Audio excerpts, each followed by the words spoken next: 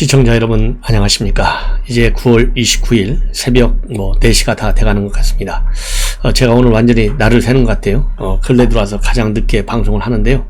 그만큼 심야 토론이 좀 늦게 끝났고 굉장히 재밌었어요. 나름대로 이제 실력도 좀 드러나는 것 같고요. 속된 말로 성깔도 좀 드러나는 것 같습니다. 즉 성격들도 드러나는 것 같고 그야말로 정말 난타전이라는 것이 바로 이런 것이 아닌가. 그래서 이제 4번 하다 보니까요. 이제 선수들도 자기가 다 성격 알 것 아니겠어요? 아, 내가 점잖하게 내서는 손해보겠구나. 이럴 때는 같이 때려야 되겠구나. 이렇게 모두가 작심을 한 것 같아요. 그래서 한치의 양보도 없는 공방전이 벌어졌다. 그래서 흔히 누가 제일 잘했나 1, 2, 3등 딱 순서로 매기는데요. 물론 점수 매기면 저도 1, 2, 3등 매길 수 있지만은 저는 이제 우리 국민의힘 후보들 다 선수가 돼가지고요. 1, 2, 3등 매기는 것이 등수를 매기는 것이 별로 의미가 없다. 이렇게 생각을 하고 역시 지지율 1, 2등 달리고 있는 그리고 즉 이강이라고 하잖아요. 그 다음에 이제 1충이라고 하는 유승민 이 3명의 집중적인 공방이 상당히 좀 불꽃이 튀었다라고 저는 판단이 듭니다. 그리고 역시 오늘은 이제 외교안보 정책 비전과 역량이 주된 이슈였는데요. 이 가족 문제 같은 것도 또 한마디씩 나오게 됐고 특히 이번에 대장동 사건이 이제 가장 중요한 사건이다 보니까 대장동 사건에 대한 말하자면 일방적인 공세죠. 이거는 그렇지만은 또 부분적으로 이 후보 간에 특히 홍준표와 그 다음에 윤석열 간에 이 대장동 의혹 알았느냐 몰랐느냐를 가지고 또 논란이 있었어요. 그래서 이러한 이 전반적인 흐름을 여러분들께 말씀을 드리겠습니다. 먼저 이제 외교안보와 관련해 가지고는요, 이 북한 핵 문제와 관해서 집중적인 말하자면 토론이라고 나도 공방이 있었어요. 내 생각이 맞느냐, 나의 생각이 맞느냐. 특히 핵 공유 문제, 그리고 전술핵 재배치 문제. 이런 걸 가지고 많은 논란이 있었는데요. 나름대로들 공부를 좀 많이 한 것 같습니다. 그래서 사실관계가 틀린 얘기는 별로 없었는데 저하고는 또 생각이 조금 다른 저도 외교안보만 많이 다뤄왔기 때문에 저하고는 좀 생각이 다르지만은 제 생각보다는 일단 오늘 토론 내용을 중심으로 해서 또 모병제 이런 문제 여러분들께 소개해 드리도록 하겠습니다. 먼저 이 대장동 사건에 관해서는요, 이미 윤석열 총장이 바로 이제 그제가 되겠네요. 입장문을 내놨죠. 이거는 특검이 반드시 수사를 해야 된다. 그래서 이 배임 혐의라든가 이런 거를 집중적으로 다뤄야 되고 만약에 이런 것이 제대로 안 될 경우에는 즉 대장동 아수라 게이트가 즉각 수사를 통해서 이루어지지 않을 경우에는 대한민국은 국가도 아니다. 그래서 국회와 법원과 검찰, 청와대가 있을 필요도 없다. 그래서 2016년도처럼 철저히 수사를 해라. 이렇게 입장을 밝혔는데 오늘도요. 이 대장동 사건과 관련해서 윤 총장이 얘기한 핵심은 권순일 전 대법관하고 이재명 지사가 재판 거래를 했을 수 있다라는 데 무게를 실는 발언을 했어요. 왜냐하면 여러분들 저도 이제 보도를 해드렸지만은 이 대법원의 대법 연구관들이 있는데 이 연구관들은 본래 이건 유죄다. 그래서 이 보고서를 전부 써놨는데 권순일 재판관이 이건 무죄식이다, 무죄다라는 의견을 가지고 있는 바람에 또 이 무죄다라고 하는 이런 의견으로 또 하나의 보고서를 써가지고 올렸는데 결국은 무죄 쪽으로 결론이 났다. 이런 보도가 있었고요. 그 다음에는 이제 권순일 대법관이 그래서 이제 무죄를 주도했다. 이렇게 나서 그리고 이제 무죄를 주도했는데 그 이후에 퇴직을 하고 작년 9월에 퇴직을 하고 12월에 고문으로 간 거. 이거는 결국은 재판 거래가 아니겠느냐. 이런 의혹들이 이미 보도를 통해서 나왔어요. 근데 윤 총장도 이러한 말하자면 생각을 가지고 있습니다. 그래서 대장동 개발 비리라고 하는 것은 이재명과 은수미 성남시장 직위 유지가 관건이었는데 단체장과 지방정부가 만약 여기 재판에서 당선 무효가 되면 비리가 다 드러나게 돼 있었는데 이 지사 상고심에 재벌사건 수준의 메모드급 변호인이 붙었고 이 권순일 전 대법관도 바로 화천대유 고문으로 가서 고문료를 받았는데 그러면 거액의 고문료를 받았다는 것은 결국은 관련성으로 볼 때 상당한 부정과 불법이 있다고 볼 수밖에 없다. 그러면서요, 대장동 비리의 뿌리가 아주 깊고 넓고 겉에도 이만큼 크게 나와 있는데 드러나면 땅 밑으로 어마어마한 뿌리가 나오지 않겠느냐 이렇게 입장을 밝혔습니다. 그리고 최재형 감사원장도요, 이 무죄 판결 이거는 도저히 납득할 수 없다 이렇게 밝혔어요. 그리고 이제 홍준표 후보가 윤석열 총장 때 이러한 대장동 비리 관련 의혹 보고받은 적이 있느냐. 그러니까 저는 몰랐다. 그렇게 얘기를 했어요. 그러니까 이 홍준표 후보가 역시 말을 잘하잖아요. 말하자면 순간 포착력이 세지 않습니까? 몰랐다면 무능하다. 이렇게 얘기하니까요. 윤석열 총장도 한치도 안 물러서고 무능해서 죄송하다. 이렇게 맞받아 쳤습니다. 그리고 유승민 의원도요. 정말 이 안상수 시장이 이재명, 권순일, 박영수, 그다음에 김만배, 남욱 이 사람들 대장동 사건 오적이다. 그래서 이건 나쁜 놈들이다. 그리고 이 박영수 전 특검은 박근혜 전 대통령에게 구형할 당시에 특검이었었는데 자기가 이제 범죄자가 됐다. 이렇게 직격탄을 날렸습니다. 그러니까 유승민 의원도요. 이보다 더 많은 것 같고 오적은 정말 나쁜 사람들이다. 그러면서 대법관과 검찰 중수부장 출신 이런 썩은 비리에 연루됐는데 내가 대통령이 되면 이 연루된 법조인들을 포함해서 이지사 측근들의 불법 비리 전부 감옥에 집어넣겠다. 이렇게 얘기를 했고요. 홍준표 의원도 자기가 현직에 있을 때 관련이 있었던 사건을 물고 들어가서 돈을 받더라. 이런 건 진짜 양심이 없을 뿐만 아니라 법조인으로서 할 짓이 아니다. 이렇게 입장을 밝혔어요. 자, 그리고요. 또 윤석열 총장은 또 유시민 의원에게 박영수 특검과 개인적으로 가깝냐 라고 유시민 의원이 물어봤어요. 그러니까 현대차 사건을 비롯해서 여러 가지 사건을 같이 수사했다. 이러면서요. 박 특검의 비리가 나오고 있는 것에 대한 생각은 무엇이냐. 이렇게 유승민이가 또 꼬치꼬치 물었어요. 그러니까 거기에 대해서는 진행 과정을 지켜보고 있다. 라고까지만 얘기를 했습니다. 그러니까 또 유승민 의원이 권순일 전 대법관은 비판했는데 박영수 특검은 같은 케이스가 아니냐. 이렇게 따져 물으니까 윤 총장은 화천 대여 고문으로 있다가 특검을 시작할 때 그만둔 것 같다라고까지만 하고 말을 철저하게 박영수 특검에 대해서는 아낀 것이 특징이다. 그리고 황교안 후보는요. 둘 다 성대 출신이잖아요. 김만배 씨 만난 적이 있다. 그래서 한 4, 5년 전에 만난 것이 있다 라고 했다가 7, 8년 전 같다 이렇게 바로 수정했는데요. 7, 8년 전이면은 2013년도 3월부터 2015년도 6월까지 법무장관을 지냈기 때문에 바로 이 김 씨를 만난 시점이 이 사고를 치는 시기하고 비슷한 시점이었어요. 그런데 이 황교안은 대장동 사건 얘기는 안 했다. 이렇게 부인을 하고 있습니다. 자, 그래서요. 이 대장동 문제가 여권의 경선에서도 이재명은 말하자면 경찰 취조하듯이 하는 것이 왜 따지냐. 시비 걸지 마라. 이렇게 반박을 했고 이낙연 측에서는 제2의 수사사태다. 이렇게까지 밀어붙이는 그런 상황이었었는데요. 역시 야당에서도 마찬가지의 공방이 일어났다. 이렇게 정리를 할 수가 있을 것 같습니다. 그 다음에는요, 이제 본론으로 들어가면 이 대장동 의혹은 뭐 이 정도로 여러분들께 정리해 드리고요. 이제 핵 공유 문제, 또 여성 징병 문제, 징병제 문제 이런 거가 이제 도마 위에 올랐는데 이 두 명에 대해서 즉 윤석열과 홍준표에 대해서 아주 강한 공격을 6명이 퍼부었어요. 그 유승민 후보는 여러분들 국방정책, 국방위원장도 했잖아요. 그래서 많이 알아요. 그래서 유승민 후보가 맨 먼저 포문을 열었어요.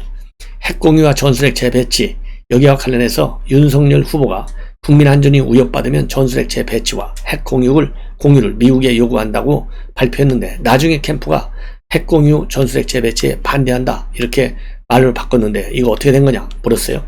여러분들 참고로요. 미국은 핵공유와 전술핵 재배치에 대해서 반대 입장이라는 보도가 미국의 VOA, 미국의 소리 방송을 통해서 최근에 지금 밝혀졌습니다. 이런 걸 의식해서 윤석열 후보 측에서 반대한다 이런 입장을 내는 것이 아닌가 생각이 들어요. 그리고 윤 후보도 이 전술핵 재배치나 핵공유는 북한의 핵 보유를 사실상 인정해 주는 꼴이 된다. 따라서 이 핵 확장 억제가 도저히 안 될 때 미국과 상의해서 마지막으로 할 수 있다는 것이다. 그래서 그냥 말을 바꾼 것이 아니고 아니다라고 하는 그야말로 최후의 카드로 미국과 협의하겠다. 이렇게 좀 부연 설명을 했습니다. 그리고 또 이제 핵 문제와 관련해서는 더 많은 또 이 비판과 그리고 대응이 있었어요. 자, 윤석열 총장이 아까 말씀을 드린 대로 그래서 이제 미국이 우리에게 핵을 줘야 하는데 우리 안에 동의를 해서 미국이 그럴 생각이 전혀 없고 그래서 전술핵과 핵 공유는 그런 것도 고려할 수 있을 뿐이다. 저는 지금은 아니다. 지금은 반대한다. 이렇게 주장을 했습니다. 그러니까 홍준표 후보가 나토식 핵 균형을 통한 북핵 위협 돌파 방안을 제시를 했습니다. 그러니까 원희룡 지사가 여기에 대해서 반박을 했어요. 핵 균형은 북한에 있는 핵과 한국에 있는 핵의 균형을 맞추자는 건데 그러면 북한 핵을 기정사실화하는 의미냐 이렇게 물으니까 홍 의원은 맞다 인정한다 이렇게 또 바로 얘기했어요. 그러니까 이제 원희룡 지사는 미국과 핵 공유를 하더라도 발사권은 미국 대통령이 갖는 것이다 이렇게 얘기하니까요. 홍준표 후보는 공유는 둘이 갖는 것이다 라고 반박을 했습니다. 그래서 이 원지사가 나토의 핵 공약이라고 하는 것은 거부권은 갖고 있고 유사시 나토의 비행기에다가 실을 수 있는 훈련을 하는 것이다. 미국의 핵무기 발사권은 미국 대통령 외엔 어떤 나라에도 이용하지 않는다. 옳은 얘기예요. 그래서 지금 핵균형 논리는 북한의 논리와 같다. 우리가 북한을 핵 보유국으로 인정하고 미국의 전술핵, 전략핵을 가져와서 핵 균형을 맞춘다고 하는 것은 미국의 전 세계에 대한 비핵화 체제를 전면 부정하는 것이고 한미동맹의 평지풍파가 일고 다른 이슈가 다 묻힐 것이다. 그러니까 이제 홍준표 후보가 그렇게 나약한 생각으로 어떻게 나라를 지키는 대통령을 하려고 하는 것이냐 재차 반박을 하고 나섰습니다. 자, 저는요 여기에 대해서는 조금 생각이 다릅니다. 이 전술핵 배치 미국이 1차적으로는 당연히 반대하죠. 왜냐하면 비핵화 정책이 미국의 전통적인 정책인데 그런데 전술핵을 한국에 배치한다고 하는 것은 한국이 새롭게 전술핵을 만들어서 배치하는 것이 아니라 미국이 가지고 있는 그러니까 전술핵의 총량 규정으로 보면요 변화가 없어요. 왜냐하면 미국이 가지고 있는 전술핵을 미국 땅에 놓아두고 활용하지 않고 한국 땅에다가 놓아놓은 겁니다. 그래서 전술핵의 소유권은 똑같이 미국이에요. 위치만 바꾸는 겁니다. 그럼으로써 핵 공포의 균형을 이루자는 겁니다. 단순한 핵 균형을 이루자는 것이 아니다. 이거는 저는 잘못됐어요. 그래서 이 원희룡 지사도 핵 균형 얘기하고 그렇게 얘기를 하는데 그런 핵 균형이 아니라 공포의 균형을 이루자는 거예요. 공포의 균형. 소유권은 그대로 미국이에요. 그래서 미국의 비확산 정책에 반하는 것이 아니다. 그리고 이제 한국 땅에 아무래도 전술핵이 있으니까 북한 너 없애라. 이 얘기가 안 통할 가능성은 더 많죠. 그러나 어차피 핵 문제는요. 북한이 절대 양보를 안 해요. 북한 핵을 포기시키기 위해서 이 전술핵이 한국 땅에 오면 안 된다는 얘기인데 한국 땅에 오건 안 오건 간에 절대 북한은 핵을 포기하지 않기 때문에 핵을 포기하도록은 못한다 하더라도 최소한도 북한이 먼저 선제적으로 전술핵을 통해서 한국을 핵으로 공격하는 이 사태만큼은 막을 수 있다는 거죠. 최소한도. 그런 점에서 전술핵을 한국에 직접 배치해서 관리는 공유 이런 거는 한국과 미국이 같이 하는 이 공유 협정을 준용하는 것이 저는 맞다. 저는 그렇게 봅니다. 그래서 그래서 전부 다 윤석열이라든가 홍준표 그 다음에 원희룡 이런 사람들 말 중에서는요. 저는 이 홍준표 생각에 가장 가까이 가 있다라고 보고 홍준표가 그 다음에 또 윤석열 총장하고도 일부 같으면은 당연히 미국이 지금은 안 된다고 하죠. 그러나 북한의 핵 고도화 작업이 계속되고 핵 위협이 현실화될 경우에 대비해서 이런 카드론 시나리오로 말하자면 플랜 B로 반드시 우리 한국이 가져야 된다. 도상으로는 이 페이퍼상으로는 우리가 갖고 있어야 된다. 그래서 언제든지 이러한 상황이 약화됐을 때 대비해서 미국과 협의해서요. 최후의 안으로 플랜 B로는 반드시 필요하다. 저는 이렇게 생각합니다. 그래서 미국이 반대하니까 무서워가지고 그냥 우리 그거 아니야 이렇게 얘기하는 것도 저는 동의하지 않는다라는 말씀을 드립니다. 그리고 이제 이 천안함 폭침 얘기가 또 나왔어요. 그래서 이 천안함 폭침과 관련해 가지고 폭침 사고 안 하는데 정상회담을 할 것이냐 이런 얘기가 또 나왔습니다. 그러니까 이 홍 의원이 질문했어요. 그러니까 사과하지 않는다고 해서 정상회담을 안 할 수는 없다. 사과를 받기 전이라도 일단 정상회담을 하고 정상회담을 통해서 이제 사과를 받아낼 수 있다고 생각한다. 이런 기조로 윤석열 총장이 얘기를 했습니다.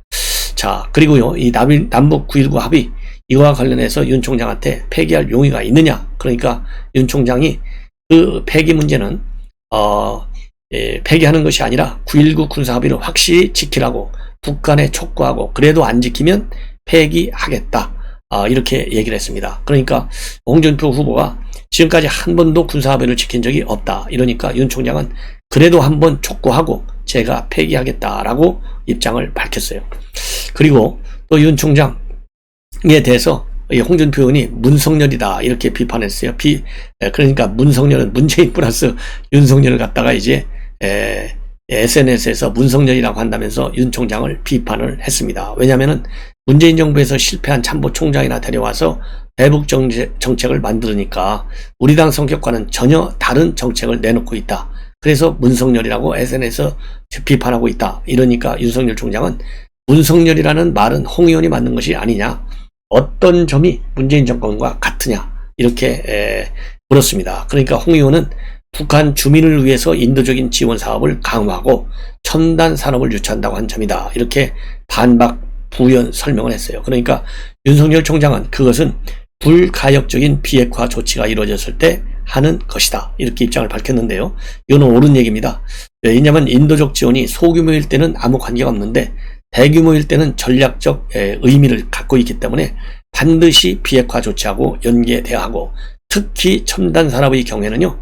유엔 체제의 정면으로 위배가 되는 내용이에요. 그렇기 때문에 비핵화 조치가 완전히 이루어지고 유엔 제재 결의안에 변경이 있거나 아니면은 제재위원회로부터 제재 면제 조치를 받지 않는 한 절대 불가능한 상황이다.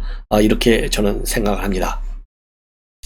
그리고요, 그 다음에 이제 여성 징병제를 두고 홍준표, 그 다음에 유승민 간에 공방이 벌어졌고, 하태경 후보하고 홍준표 후보도 또 이 충돌을 했습니다.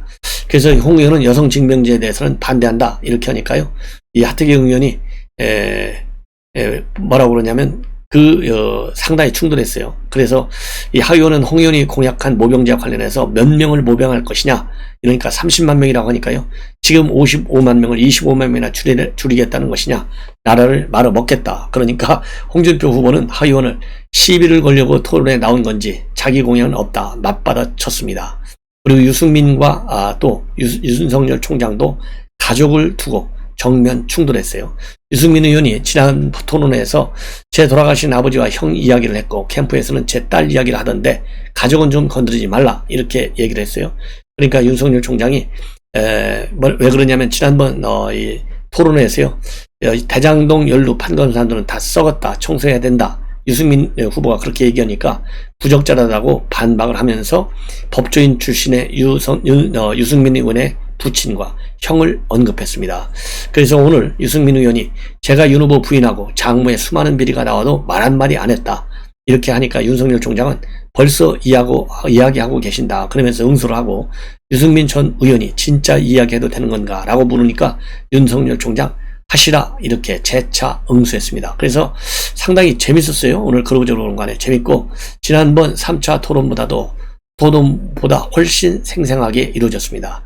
그 다음에 울산 시장 선거와 관련해서는요, 최재형 원장이 윤석열 총장을 거의 공격했어요. 이러니까 정치 검찰이다. 왜냐면은 윤석열 총장이 울산 시장 선거 본격 수사는 총선 이후에 하겠다. 이걸 가지고 이제 시비를 걸은 거예요. 그러니까 윤 후보는 그때 잘못 수사할 경우에는 중립 위반한다. 이런 비판이 나오기 때문에 정치적 고려 차원이 아니라 1차적인 수사는 다 해놓고서 기다리는 것이다. 중립적인 선거사범 수사 지휘가 안 되기 때문에 그렇게 한 것이다. 이렇게 밝혔고요. 또 홍준표 후보가 울산 사건의 최종 지시자가 누구냐? 이렇게 물으니까 윤 후보가 추측은 가지만 증거로 나온 것은 일단 수석 비서관까지다. 그러니까 홍준표 후보가 기소된 일이 있느냐? 이렇게 물었어요. 그러니까 윤석열 그렇다. 정무수석이 기소됐다. 한병도가 기소됐잖아요. 기소됐다. 그러면서 청와대 관계자들만 상당수가 기소됐다 라면서 정치적 고려로 수사를 중단한 게 아니다. 이렇게 반박을 했습니다. 자, 그리고요.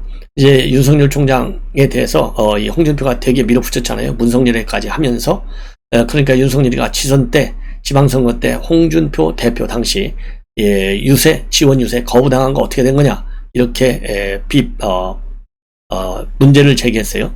그래서 당 최고의 중진인데 2018년도 지방선거 때 우리 당 단체장 후보들이 지원 유세를 거부하는 사건이 있었는데 지방선거에 나온 후보들이 당대표의 지원 유세를 거부한 이유가 뭐라고 생각하느냐 이렇게 물으니까요. 홍 의원이 당시 남북정상회담을 본인은 우의장 평화회담이라고 했는데 당시 국민의 80%가 저를 비판했다. 당내 대부분의 의원도 비판했다. 그걸 악담했다. 막말했다고 하면서 지원 유세를 거부하는 바람에 못 나갔는데 1년 뒤 봐라. 결국은 우의장 평화회담이라는 게 밝혀지지 않았느냐. 이렇게 대답을 했습니다. 그러자 윤석열 후보는요. 이후 단체장 후보들은 홍 의원에게 역시 홍준표가 맞았다라면서 미안하다고 사과했는가 이렇게 되물었어요. 그러니까 홍준표가 그럼 거꾸로 물어보겠다. 그때 윤 총장은 뭘 했는가? 내가 바른 말하고 곤경에 쳤을 때 무엇을 하고 있었느냐? 이 자리에 앉아있는 사람들 이렇게 또 반박을 했습니다. 그래서 아주 팽팽한 난타전 이었는데 굉장히 재밌었어요. 그리고 말들도 굉장히 잘해요. 제가 지난번에도 말씀드렸잖아요. 정책과 비전의 컨텐츠를 갖고 토론을 하지 않고 말장난식 토론. 그야말로 누가 말을 멋있게 그냥 멋있다기보다도요. 말하자면 이 감각을 자극하는 이런 토론이었는데 오늘은 그래도 이 컨텐츠 있는 토론도 상당히 있었다라는 점에서 우리 국민의힘 후보 이 경선 후보 토론회가 훨씬 더 흥미진진하고 재밌었다 이렇게 저는 판단을 합니다. 자, 그런데요 지금 방금 이 중요한 뉴스들이 지금 막 쏟아져 나오고 있어요. 이것 때문에도 제가 잠을 잘 수가 없었어요. 열린공감TV 여러분들 아실 겁니다. 열린공감TV에서요 그러니까 지난번에 줄리 김건희 씨하고 그 다음에 양 검사의 스캔들을 맨 처음 보도해서 파문을 일으켰은 바 있습니다. 이 열린공감TV 계속 윤석열을 저격하고 있어요. 그래서 그 당시에도 윤석열 캠프에서 법적 고발 조치를 취한 바 있습니다. 그런데 바로 어제 열린공감TV에서요 또 하나의 영상을 공개했어요. 뭐냐면 김만배 씨의 누나 바로 이 천화동인 3호의 주인공이죠. 이 누나하고 윤석열 총장의 부친하고 연희동에 있는 집 거래한 거, 자택 매매한 거 이거를 이 특집으로 보도를 전격적으로 했습니다. 그러면서 그 증거로 연희동 주택의 등기부 등본을 증거로 제시하고요. 이제 문제는 뭐냐? 부동산 거래한 거는 맞아요. 이건 윤 캠프에서도 시인을 했습니다. 그런데 다운 계약서를 작성했다 이렇게 문제 제기를 하고 이 다운 계약서를 작성한 것과 그 다음에 윤 총장에 대한 뇌물 의혹도 제기했어요. 이것이 이제 말하자면 이제 많은 또 폭풍을 야기할 것 같습니다. 그래서 즉각적으로요 이 캠프 측에서 반박문을 내놨습니다. 열린공감TV의 이제 내용은 바로 뭐냐면은 최대 주주 김만배 누나 이 거액의 부동산 거래를 했다는 것이죠. 그래서 윤 전 총장의 아버지가 윤기중 연세대 명예교수잖아요. 2019년도에 김만배 씨의 누나이자 천화동인 3호의 이사인 김모 씨에게 연희동 자택을 매각했다 이렇게 주장하고 있고 연희동 주택의 등기부 등본을 증거로 제시했습니다. 그래서 성남 대장동 개발 사업으로 수천억 원의 배당금을 챙긴 천화동인 소유자와 윤 후보자 부친이 부동산 거래를 한 것이다. 이렇게 열린공감TV를 주장하고 있어요. 그러면서 이 김 씨가 윤기주 씨의 영의정 집을 취득한 시기, 소유권 이전 등기 시점은 2019년도 7월이다. 2019년도 7월은 윤석열 후보가 검찰총장에 지명된 시기이기도 하다. 이렇게 보도를 하고 이어서 집이 95평 정도다. 시세는 33억 원에서 35억 정도라면서 다운계약서 작성 가능성 그리고 윤석열 총장에 대한 뇌물 의혹까지 제기했습니다. 그래서 즉각적으로 윤 총장 캠프에서요 입장문을 냈고 열린공감TV는 화천대유 윤석열에게 뇌물 정황 포착이라는 제목으로 억지로 엮어서 방송을 했다. 아무런 근거 없이 다운 계약서 의혹까지 제기했다. 이거는 분명한 오보다. 이렇게 일축을 하고 있습니다. 그러면서 윤 총장 부친은 2019년도 3월 고관절 수술을 받았고 연희동 집 계단을 오르내는 것이 불가능해서 딸을 통해서 인근 부동산 중개소 10여 곳의 시세보다 싼 평당 2천만 원에 급히 집을 내놓고 계단 없는 아파트로 이사했다. 이렇게 밝혔어요.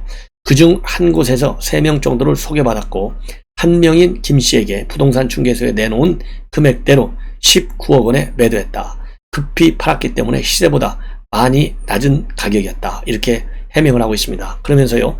윤 교수는 김 씨를 부동산 중개소에서 소개받았기 때문에 개인 신상이나 재산 관계에 대해서는 당연히 몰랐다. 김씨 개인이 천화동인 3호에 투자했는지를 매도자가 알 수 있을 리 없다.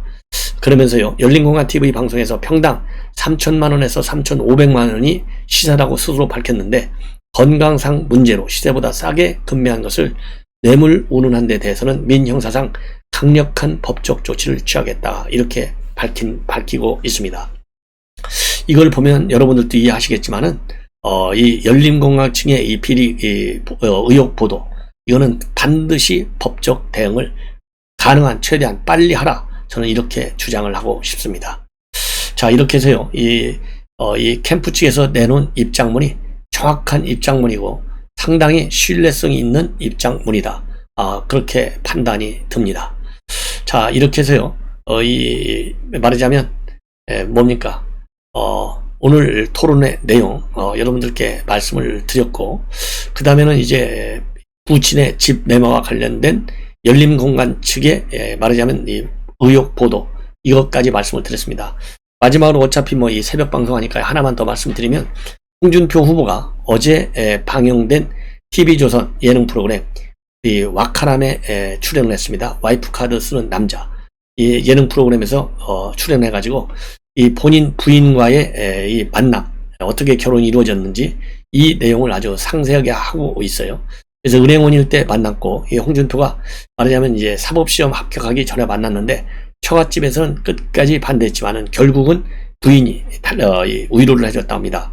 내가 결정하겠다, 걱정하지 말아라, 이렇게 해서 결혼을 하게 됐고, 그래서 이제 이렇게 일상생활을 공개를 하면서요, 집까지 공개를 했는데, 특히 침실에는 침대 2개가 놓여 있어서 눈길을 끌었다고 합니다. 그래서 홍준표는 이와 관련해서요, 60세 넘어서는 따로 침대를 쓴다, 옆에 침대 있으면 뒤측에서 서로 잠을 못 잔다, 이렇게 얘기를 했고요. 이런 일상생활을 낱낱이 공개한 것은 대통령이 되려면 투명해야 한다고 하더라. 그래서 일상을 공개하기로 했다, 이렇게 밝히고 있습니다. 그리고 이 부인은 첫눈에 반했다고 실토하고 있어요. 그러면서 아내는 은행 직원이었는데 그때 국민은행 직원으로 알고 있어요. 보자마자 저 여자 너무 좋다라는 생각이 들었고, 그래서 점심시간마다 500원씩 예금과 출금을 하면서 매일 부인을 만났다고 합니다. 그리고 또 시대가 달라져서 함께 해야 된다면서 설거지, 음식물 쓰레기 본인이 한다고 밝혔어요. 그리고 사법시험을 5번 낙방 끝에 합격했는데 합격 소식을 들었을 당시에 이제 내 가족을 굶기지 않아도 되겠다는 생각이 들었고, 변호사라도 해서 먹여 살 수 있겠다라고 생각을 했다고 합니다. 그래서 결혼 허락을 받을 당시 장인 장모님 뵙고 먼저 나와서 기다렸다. 처가에서는 곳이 아무나 되겠나라며 구름 잡는다는 반응이었는데 당시 군대도 안 갔다 왔고 집안에 재산도 없다면서 헤어지라고 했다. 그래서 아내의 의견을 직접 물었더니 아내가 나도 성인인데 내가 판단하고 결정할게 라면서 나를 선택했다, 이렇게 소개하고 있습니다. 그러면서 부인이 자기 사법시험 합격 소식을 듣고 결혼을 반대했던 처가에 전화해서 홍서방이 합격했다라고 소식을 전했다, 이런 일화를 밝히고 있습니다. 자, 시청자 여러분, 이것으로요, 제 오늘 제일 늦게까지 새벽 방송한 것 같아요. 날 샌 것 같아요. 아예 그냥 잠이 안 오는 것 같습니다. 시청자 여러분들께서 많은 시청 당부드립니다. 아무래도 시청자 여러분들 새벽에 깨시는 분들 이 토론 어제 누가 잘했나 궁금하실 것 같아서요, 계속 저도 토론을 많이 봤어요. 계속해서 본 것은 아니지만 상당 부분 봤는데 이거를 정리하다 보니까 좀 늦었습니다. 대단히 고맙습니다.